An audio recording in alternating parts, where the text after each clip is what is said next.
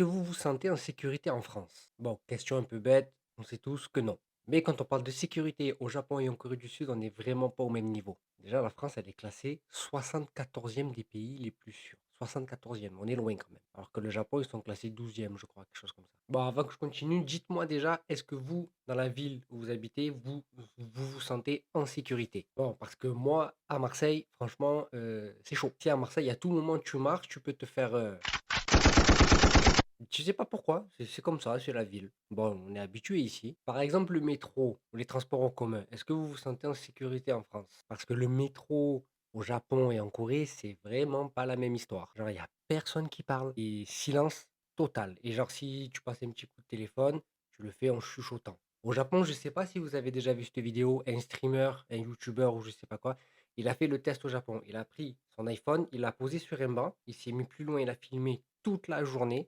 Ah ben, l'iPhone, il est resté au même endroit. Il n'a pas bougé. Et chez moi, dans ma ville, ou même dans les autres villes de France, hein, ton téléphone, même s'il est dans ta poche, ben, on te le vole quand même. Genre là, la France, ils sont passés au niveau de la sécurité du niveau 1 au niveau 2. Genre, c'est chaud. Genre, on est au même niveau que certains pays que ça craint et genre que nous, on entend des faits divers qui se passent là-bas, mais c'est chaud. Enfin bref, on pourrait en parler des heures de ça. Dites-moi dans les commentaires si vous voulez que je développe un peu le sujet, mais la vidéo pourrait durer une demi-heure facile. Et je sais qu'en France, on a pris des habitudes que, genre, pour nous, c'est normal, mais en réfléchissant bien, ça l'est pas du tout. Alors, je sais que, voilà, les femmes, enfin, du moins à Marseille, elles mettent pas le sac à main sur le siège passager, elles le mettent par terre ou derrière. Quand elles marchent dans la rue, elles mettent toujours leur sac à main côté opposé à la route. Après, c'est plein de petites choses comme ça que on a grandi comme ça, on a tellement été habitués que ça nous paraît normal, alors qu'en fait, pas du tout. Petite anecdote rapide, quand j'étais au Canada, j'ai oublié mon sac de sport dans un centre commercial.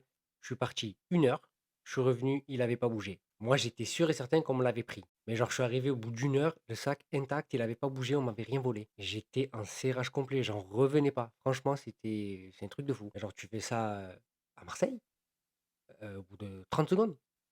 30 secondes, tu plus de sac, tu plus rien. C'est un truc de fou. Bon voilà, enfin bref quoi, ben, dites-moi vous votre ressenti, dites-moi ce que vous en pensez, dites-moi si vous voulez qu'on développe un peu la vidéo. Voilà, je vous fais des bisous.